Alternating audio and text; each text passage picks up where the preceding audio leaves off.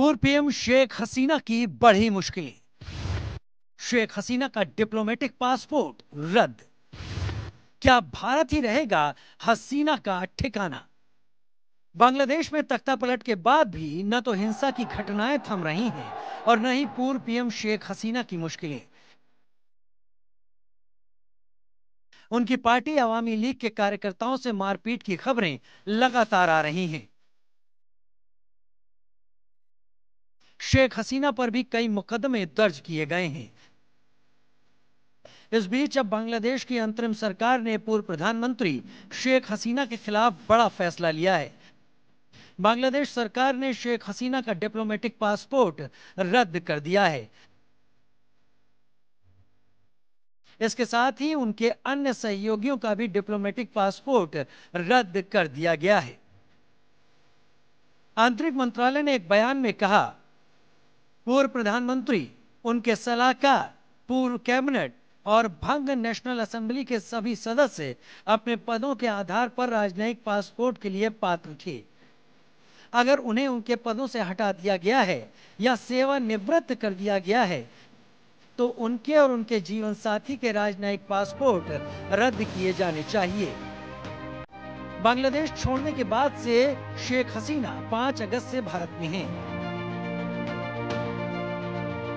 अभी भी शेख हसीना की स्थिति अनिश्चित बनी हुई है क्योंकि वो ब्रिटेन या किसी यूरोपीय देश में शरण मांग रही हैं, लेकिन अभी तक किसी भी देश ने उन्हें मंजूरी नहीं दी है।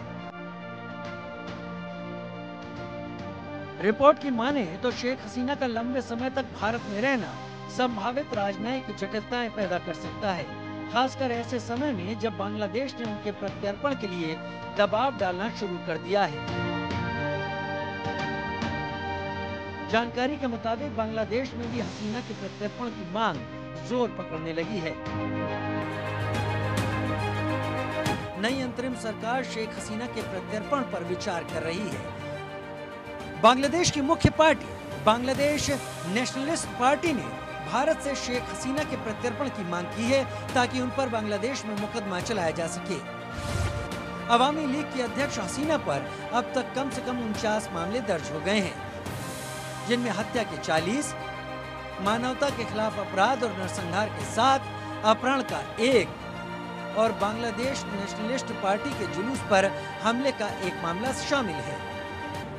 बांग्लादेश में 5 अगस्त को छात्रों का विरोध प्रदर्शन हुआ था, जिसमें करीब 100 लोगों की मौत हो गई थी।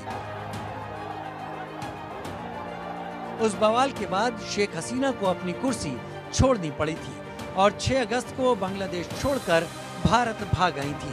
तब से भारत में ही रह रही हैं। ऐसे में राजनयिक पासपोर्ट रद्द होने के बाद अब शेख हसीना का दूसरे देशों में जाना और कठिन हो गया है। हालांकि मंत्रालय ने कहा है कि हसीना सामान्य पासपोर्ट के लिए आवेदन कर सकती हैं, लेकिन वह सुरक्षा एजेंसियों की मंजूरी पर निर्भर करेगा। Bureau report, India news.